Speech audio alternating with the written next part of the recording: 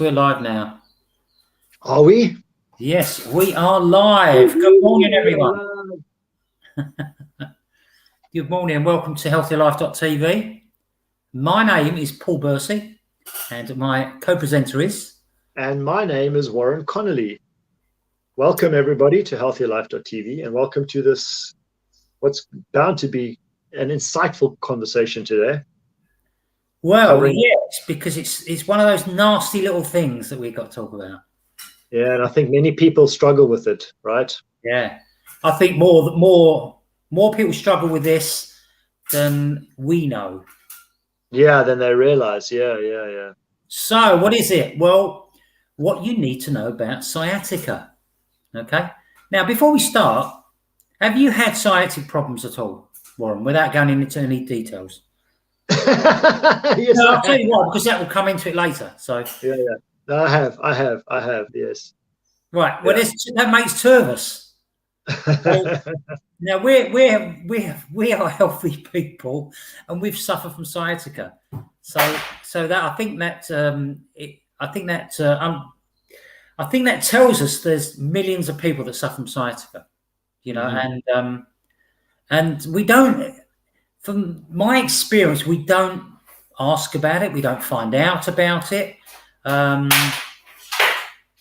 got a cat in the background. Sorry for the noise. Okay, cool. Bring a cat to the screen. People love a good cat. Yeah. He's found something that's very noisy on a hard floor, and he's pushing it around. So I think he wants to exercise so he doesn't get sciatica. But he's never been out before, so the door is partially open, not enough for him to get out, and he's desperate to get out. So anyway, let's talk about more boring things. So sciatica, what is it? What is it exactly? What is this? What is a sciatic nerve? Or sciatica is basically when you have it's a term for when you have an impingement on your sciatic nerve, which is a nerve that runs from your hip, your process, all the way through your buttocks and your hip and your from your low back through your hips and your buttocks and down into your legs.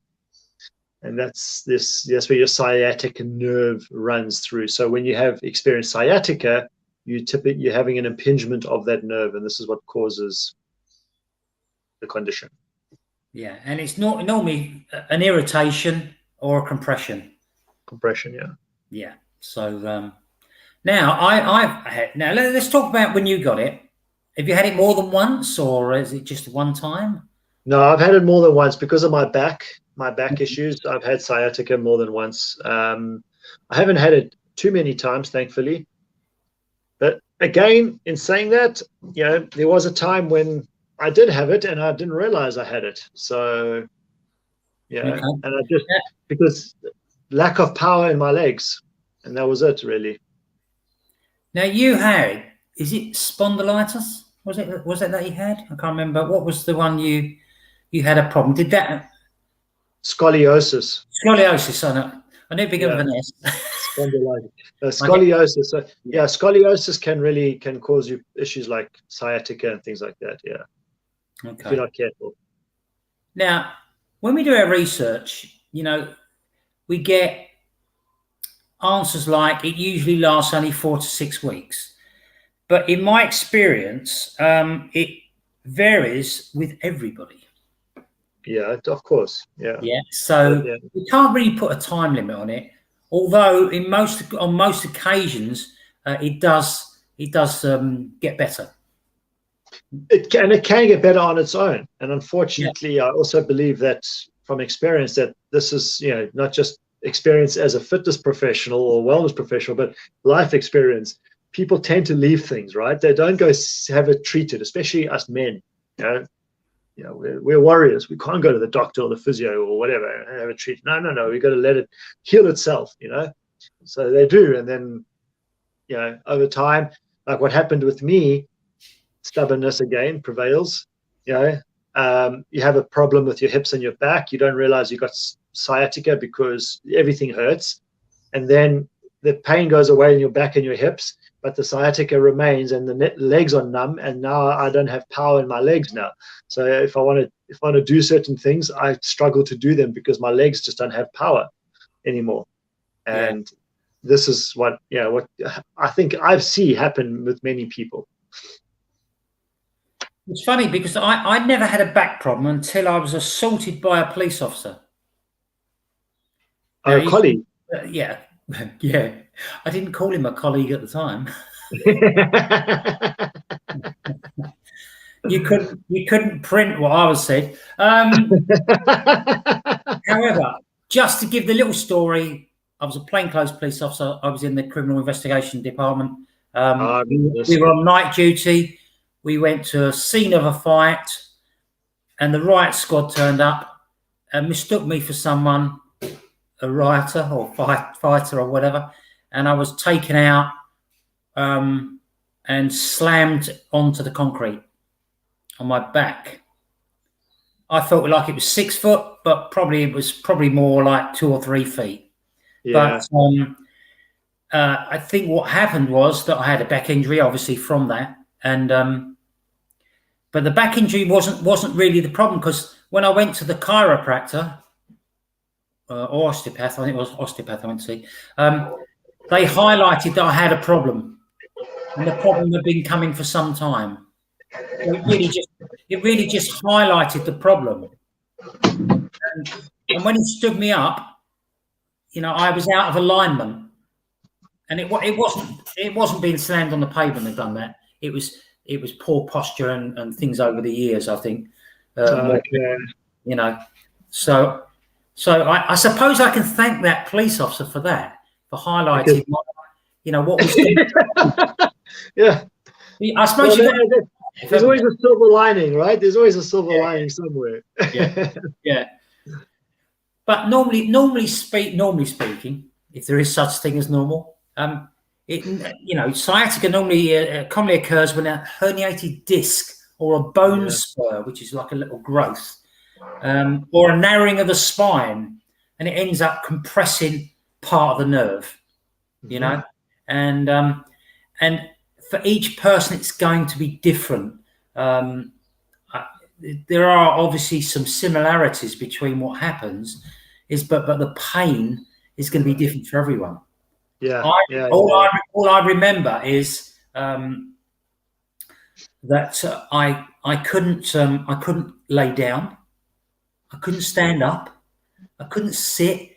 It was the same. The pain was the same regardless.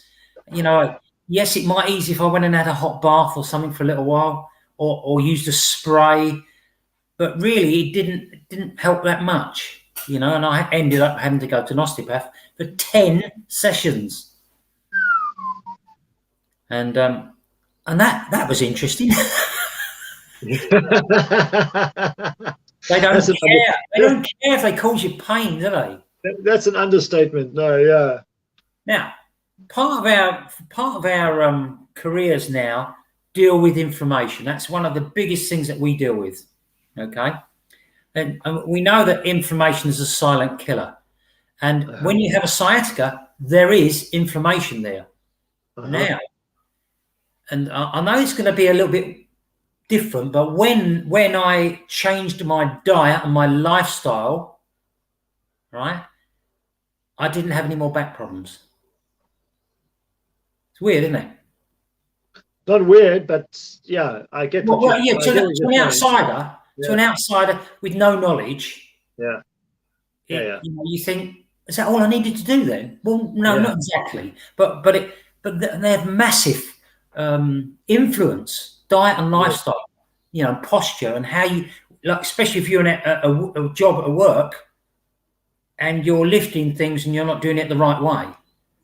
But posture in general is a huge part of this, and absolutely. people just they discount posture so much. They forget about their posture altogether, and then they wonder why they're struggling with pains and aches and everything, niggles and stuff like that, and sciatica. But it's posture very often. So, what's the shape of a spine? Slightly S type. Yeah, it's a slight S shape with a slight curvature in the lumbar area, but very minimal, and a slight curve at the top, but very minimal as well. Yeah. When you slouch in a chair, look, I can slouch now, right in a chair. Mm-hmm. What shape is it then? It's not Yeah, S shape. that's like a C shape. It's a C shape. It's just a crap shape. I don't know anything else, but shape. you can actually, by the way you sit up, you can actually put it back in the original position. Uh-huh. Now, I can't honestly say that I do that all the time now, but I am more aware of it. So then I would sit and put the S shape back.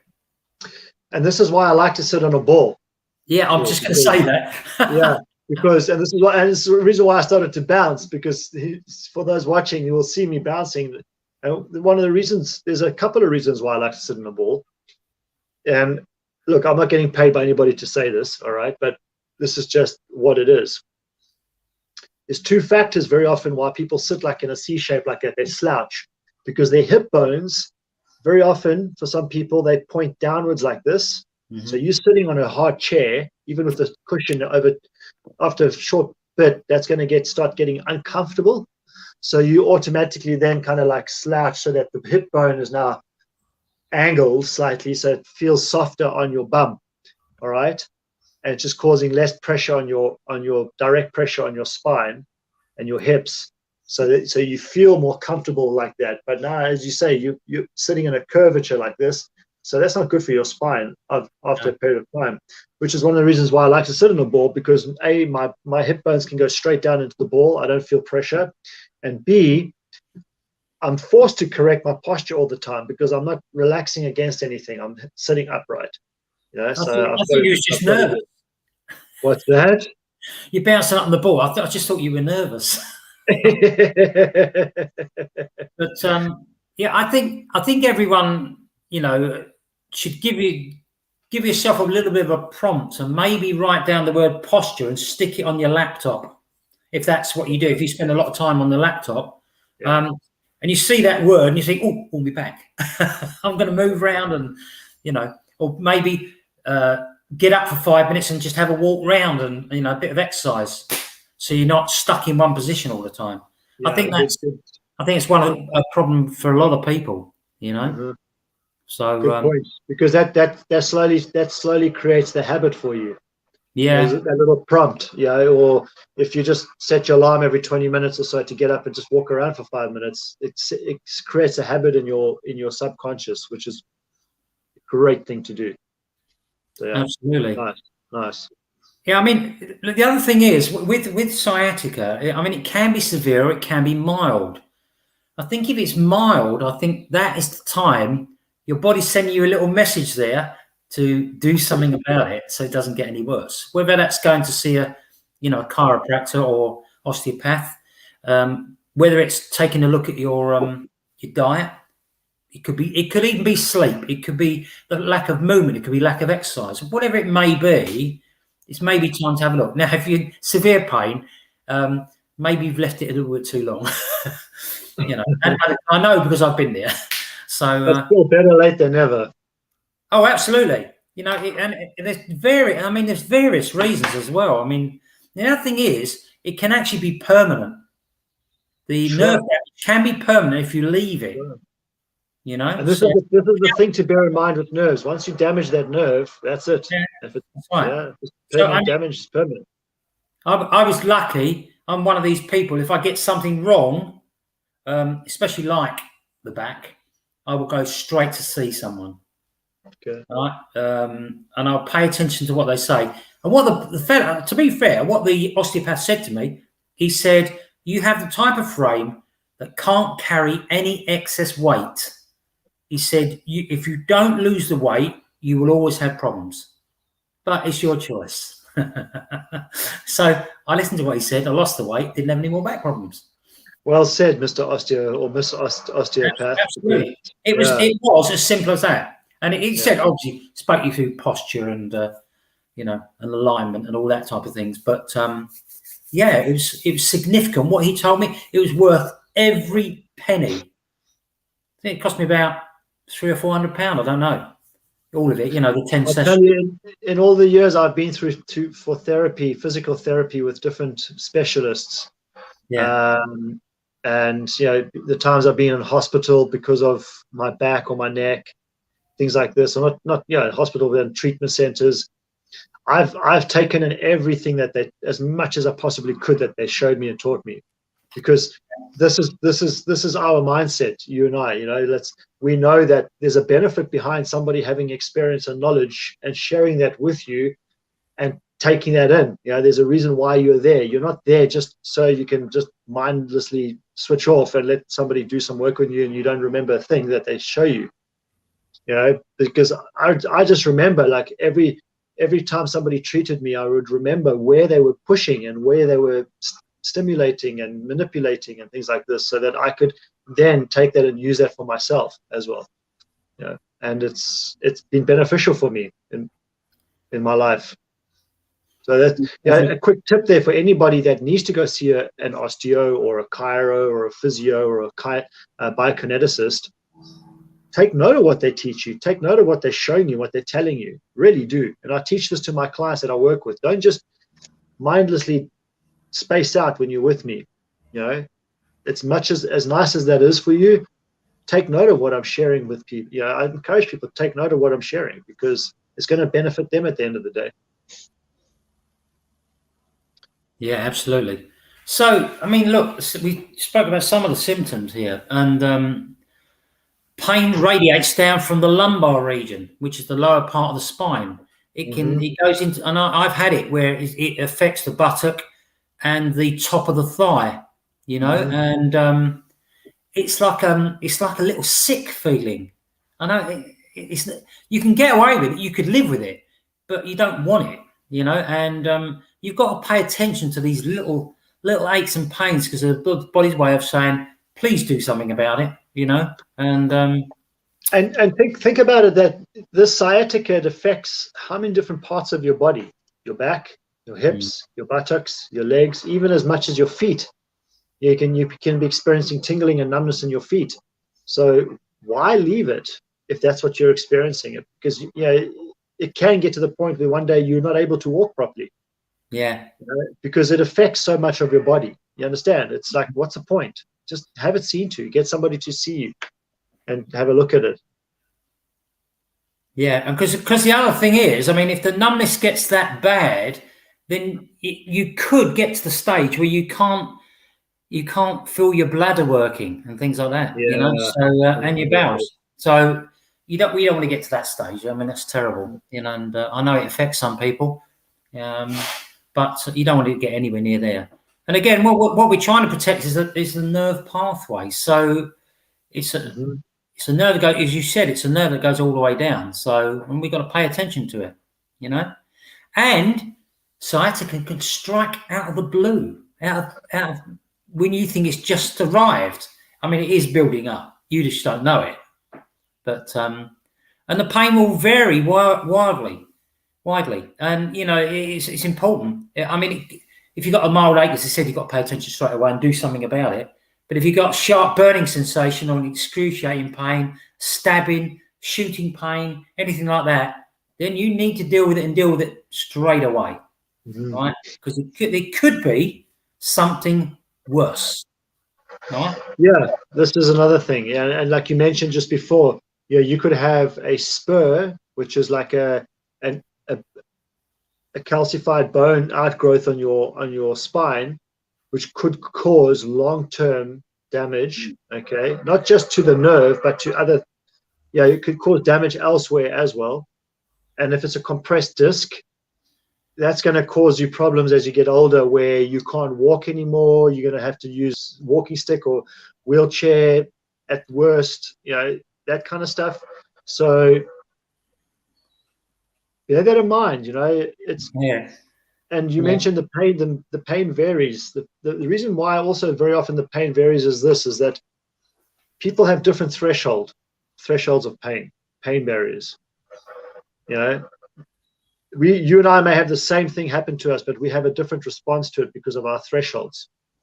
So, you know, many men for example, that are in the military or play contact sports, they become conditioned to continue through that pain because they can't afford to stop. Because A, it could be life-threatening, or B, it's their profession. So they tend to go through that pain, and then they increase their threshold till comes the one day when they have an issue like this, and then they think, it's nothing. Yeah. That's fine and said and done in that way. Yeah, okay, that's your past, that's your experience but when it's something like your sciatica, you're starting to feel tingling and numbness in your legs, you want to have someone see to it. Again, just stressing on that because it's important. Yeah, I think in relation to sport, I mean, many years ago when I was playing football in the 60s and 70s and 80s and through, you were expected to take the pain. You expected to continue. Yeah. Fight your way through it, the tough get going and all that type of stuff. Now, if you watch professional sports, it's all run by science. Yeah. Okay. And these high professionals, the people at the top of their game, they get the slightest little thing, they're gone. They're off the pitch. I'll tell you now, because they need it. They know they need it dealt with now, immediately. Yeah. Look what happened to the World Player of the Year from South Africa, the Rugby World Player of the Year, Pieter-Steph du Toit. Yeah. He almost lost a leg. It's not a joke, eh? Mm-hmm. He was literally minutes away from losing his leg because they hadn't identified an issue with, I think it was to do with a nerve, if I'm not mistaken. And if they hadn't treated that condition, he would have lost his leg. Yeah. Mm-hmm. And fortunately, because you say the science, the doctors and everyone realized, hang on a second, and they had the right people on board with him, and he was able to, and I just think back to when I got knocked out at school one day playing rugby. At school I got knocked out, and I woke up, I get up, and the game's still playing. Yeah, no one bothered to come and check up on me. No, just get up and run. Nowadays, I would have had 5 medics on top of me, and they would have stretched me off and had brain scans and all kinds of stuff like that. So and that's even just school level as well. Yeah, which is good. It's a good thing. Yeah, absolutely. I mean, you got to pay attention to things these days. Yeah.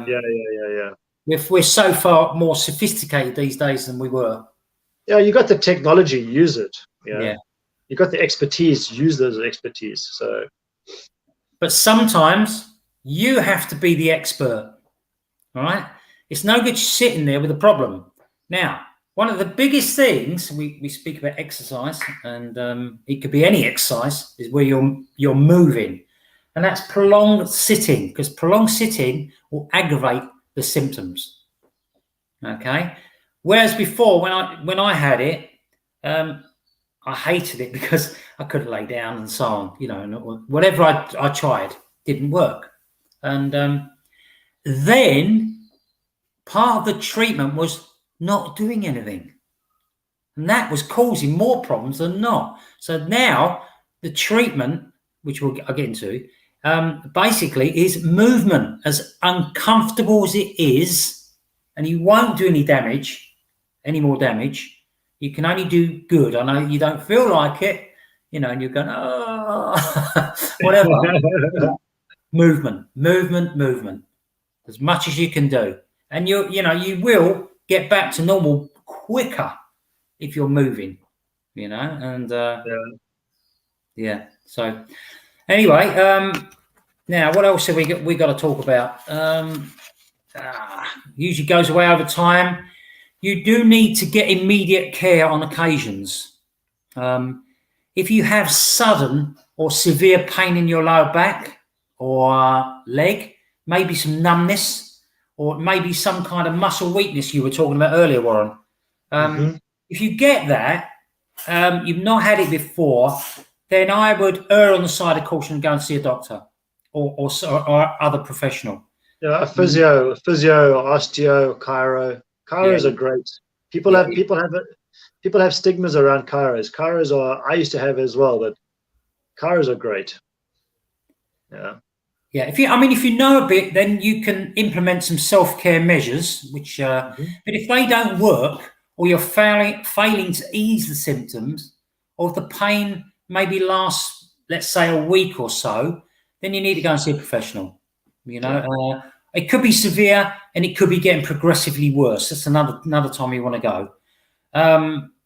Also, if you've had pain from a violent injury, now I don't mean to say necessarily you were beaten up or anything like that, but it like could be being slammed on your back by a colleague. Sorry? Like being slammed on your back by a colleague. Yeah, like that. A violent injury, because you don't know what other damage is done. Yeah. And people that, people like when you go and see an ophthalmologist, they can, and that's the eyes and things like that, but they can see things that you can't. And I know that's a bit tongue-in-cheek when I say that, but they do. They can see illness in eyes. Okay? Same for someone like an osteopath or a chiropractor.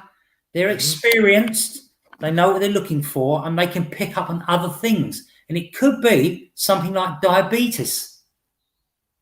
So you having a bad back can help you identify something else. And I'll give you an example. I have a client who was sick, okay, and he had congestion up here in the nasal area, all right, and he was driving around quite a lot for a couple of days around the time when he was sick, around that time, and just after he recovered, basically, because he had like 2 days of just sweating, and then after he started recovering, he was doing quite a bit of driving. Then he picked up a problem on his foot, on his one toe in particular, all right? And he went to go see a mutual friend of ours who's a therapist for massage, and she had a look at the toe, and she said the toe, now this is a reflexology, okay? Because your feet are a reflection, they're a mirror of what's going on in your body. So if you have problems in your feet, it very often is something to do with an organ or something like that. And she said that it was because of the congestion over here, all this congestion he had here, and that was causing this pain in his toe. And so she just needed to release a little of the tension and things like that, and it helped a bit. And I did some massage work on his foot as well, and that helped. But it was it just shows how when you have one issue, it's very often related to something else. So, for example, I have a client now who was for a long time experiencing numbness and swelling in his hands. Okay? And I tried to explain some of this to him in the beginning, that I was convinced it had either something to do with his elbow or the shoulder. Nothing to do with the hand or the wrist. It was to do with this or that or here.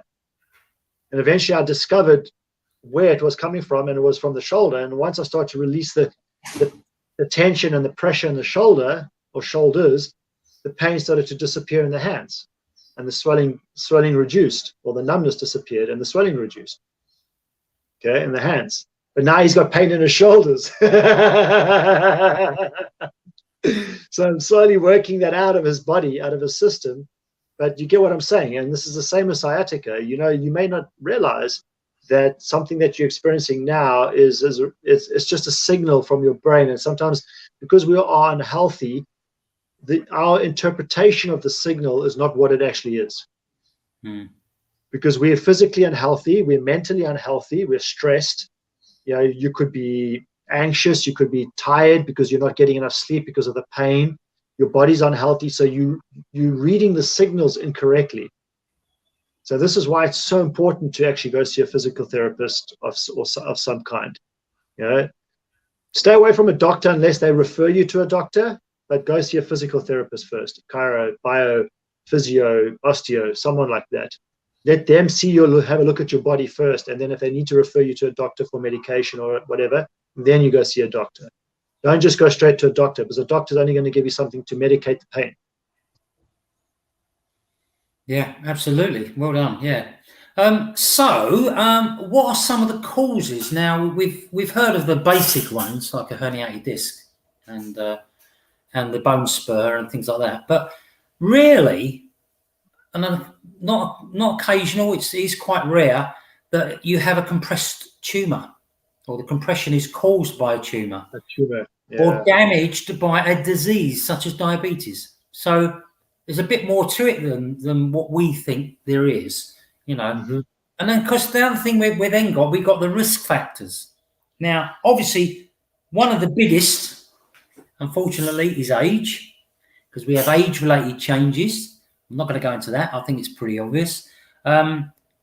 The second one, which has affected me, the age now affects me. The second one has affected me in the past, and that is obesity. Now, when we talk about obesity, it's obesity for your body. Yeah. Okay. We see large people and things like that, and we think of being obese, but you don't have to be. As I say, what happened to me, I was only slightly overweight by about a stone, maybe 14 pounds, and that was causing me problems.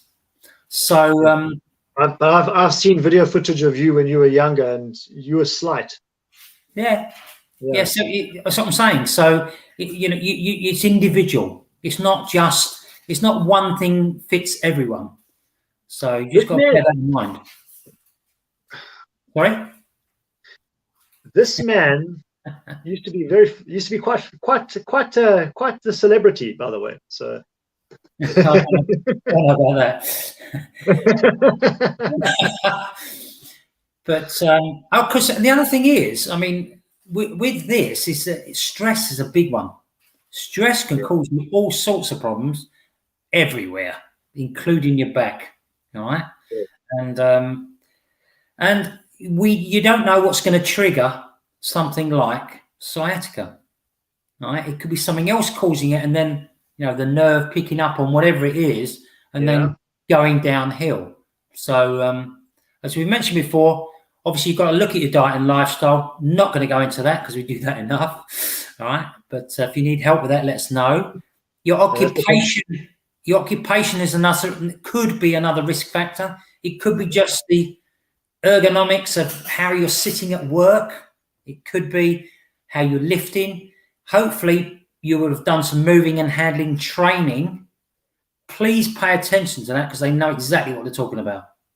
Okay, I used to train that, and learn how to lift things and move and not twist while you're lifting and other things like that.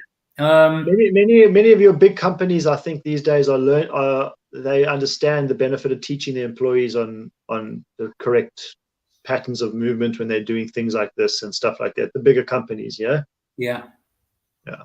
good. I mean, carrying heavy loads, driving for long periods of time. None of this is conclusive, by the way, right? But having done all of these, I can say they don't help. Okay. What else have we got? As we said, prolonged sitting down, being sedentary, not moving, diabetes we've mentioned as well, and it affects the way your body uses the blood sugar. So, and that's how it risks nerve damage. We've seen people with the diabetes, the worst type, lose limbs. Yes. Right. So just bear that in mind. What else? I lost a friend when I was a young boy because of that. She had diabetes and she didn't look after herself correctly. She wasn't moving correctly. She wasn't eating correctly, and she ended up getting gangrene, and she lost her leg, and eventually she lost her life at the age of, I think we were about 11 years old at the time. Yeah. So the other thing you could consider is actually going to see a professional before you have a problem, without any pain. Just regular checkups, right? Just go and have a checkup. So let's say for argument's sake, you hit the age of 40, never had a problem in your life. Go and see one anyway. It's going to cost you £30, £40, or maybe $100, or wherever it is I don't know. But I'll tell you now, it's worth it. It's worth it, because what we're after, what we're looking for, is lifestyle, as we mentioned, posture and alignment. If you get those right, there's a good chance you're not going to have any problems with sciatica. Can't promise anything, of course, because we don't know. But you know, and then obviously working on your posture, finding the sitting right, and maybe finding the right chair, you know, for you to sit in when you're on the computer. I say that because I'm on the computer quite a bit. So, and the use of good body mechanics is the last one. But lifting, and I've mentioned it also. I'm not going to go into that again, but I think it's very, very important that you know we do that. So, have you got any other sort of stories at all, Warren? Whereas you know, that a bit of a warning, and how it's been treated, or things they could have avoided doing. Yeah, one thing that I think is people need to be conscious of is, you know, as we move into the northern hemisphere, we in spring and we're moving towards summer, and people are probably going to want to start motivating themselves to get back into training if they haven't been training for some time. You know, now that the doors are opened again and life has kind of returned to some semblance of normality. As you said earlier, what is normal? Yeah. But, you know, people need to be cognitive or aware of the fact that, you know, your body hasn't maybe moved for some period of time. And even if you are relatively young, you still want to be careful and cautious of what you're doing and what you're lifting again. So, you know, lifting let's say you go to the gym and you start moving things around, lifting weights, pushing weights, moving things, getting onto that sled, pushing that sled. All of these things can cause you problems in your back. So, you know, just take it slow, take it easy, listen to the professional again. You know, that's why there's fitness professionals in gyms. So if you're going to a gym, listen to the fitness professional or ask for advice, because they're there for that reason. You know, it's like an air hostess, or the air hostesses in the airplanes. They're there to keep you safe. They're not there to feed you food. They're actually there to keep you safe. And this is the same with fitness instructors in gyms. They're there to keep you safe. So ask them for advice, ask them for tips and what you can be doing, but just don't push heavy in the beginning, especially. Take it easy, take it slow, and then progressively you can increase your workload. And if you're training outdoors as well, doing outdoor stuff like I do, just take it easy to begin with. Don't go overboard. I had an old friend, a classic example. It's a story, but I mean it's a sad story at the end of the day, but nevertheless it is what it is. And he's my best friend, all right, and he's in the USA, and he's trained all his life in the gym, but he hadn't trained for a long time because he had moved to the US and he couldn't afford to go training and stuff like that. And eventually he got back into the gym and he starts training in the gym, and he meets up with an ex-US Marine. And then this guy introduces him to the concept of calisthenic training. So where you're using your body weight and you using bars and all kinds of stuff like this, and you're doing these different pull-up movements and so forth. And it's pretty intensive form of training. And he goes and has a workout with this guy one day. He actually asked me, should I do this with this guy? I don't know. He was 50 years old. And I said, just be careful, man. Just don't push yourself. And he did. He pushed himself. And from that day onwards, it was just a downhill. For 3 months, he could barely move. He could barely breathe for the first month or so. You know, and then after that, as a result of that particular workout, what happened to his body is that he developed a very rare form of leukemia. Yeah, so, and he's no longer with us today. Mm-hmm. So it was just one workout or one incident that caused it, and it was sparked the whole process because you just didn't go, wasn't cautious about it. So just be cautious, be careful, and take your time. Don't rush things. Just but at the same time, you want to be moving, because without moving, the muscles become weak. The support for the spinal structure becomes weak. So therefore, you start to get compressed discs. You're not getting enough blood flow and nerve energy in your body. So this is when you can start to get different calcification on bones and spurs and these kinds of things more prevalent, because you're not, the energy is not flowing properly in your body. So things are not moving as they should do because you're not moving properly, you're not exercising, you're not strong, and that's so important to bear that in mind. But just take it one step at a time, please. Absolutely, yeah. So okay, so how can we ease the pain ourselves? Because we want to, we could get this, and we want to help relieve the pain, and we want to speed up recovery. So I think the carry on as normal as possible. Do the activities you normally do as much as you can. We mentioned regular exercise. You can start gentle and work up, but anything that helps you get moving is accepted. You could even use you can use heat packs or heat spray if it works for you. I use that when I'm refereeing football. I use a heat spray on my knees before I start, but I've only done that probably about 30% of the time when I'm this season because I work on my fitness and it gets better in certain areas and I don't have to use them, and that probably what would be would work for you, and it varies with everyone. The other thing I would do is consider using cushions between your knees when you're sleeping on your side, or underneath your knees if you're on your back. Or even just on the top of the bottom side of your butt. If underneath the knees doesn't help, then just slide the cushion or the pillow to the bottom of your butt, and then so your hip is like kind of doing this, and it might take the pressure off as well. Yeah. Depending. The other thing is do not sit or lie down for long periods, as I mentioned before. That's what I was told, and that's what I did, and it didn't work until now. It didn't improve it at all. Bear in mind, get moving. It doesn't hurt. It's not harmful, and you'll get better faster. The other thing is don't use hot water bottles, right? Because you may have some numbness there, and you may end up scalding yourself. So be very careful. I wouldn't say don't use them. They say don't use them.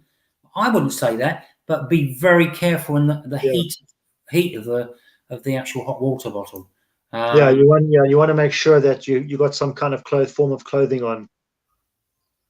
Oh yeah, because remember that the heat is there, so it's going to permeate. It's going to go somewhere, right?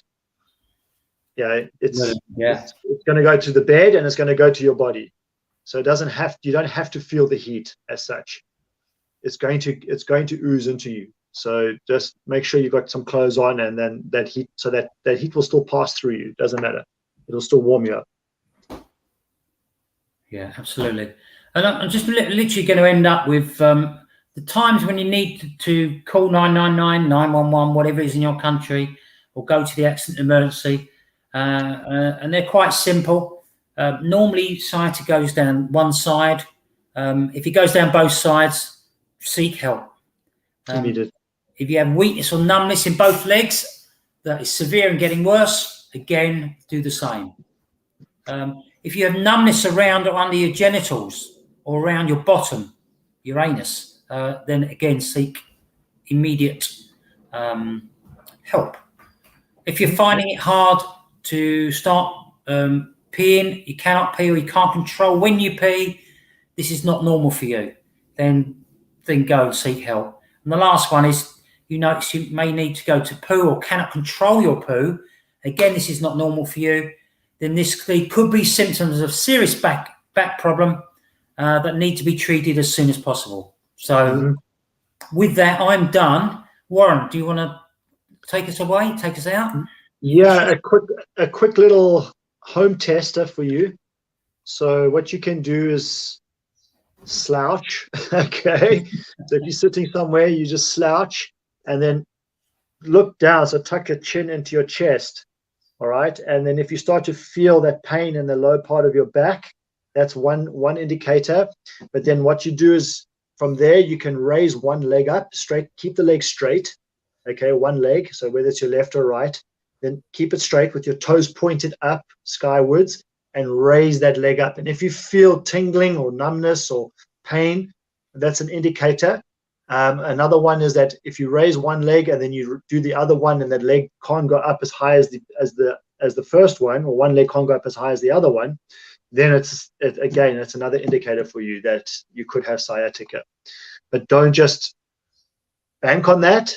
Make sure you go and have a look, have somebody look at, give you a once over. Yeah.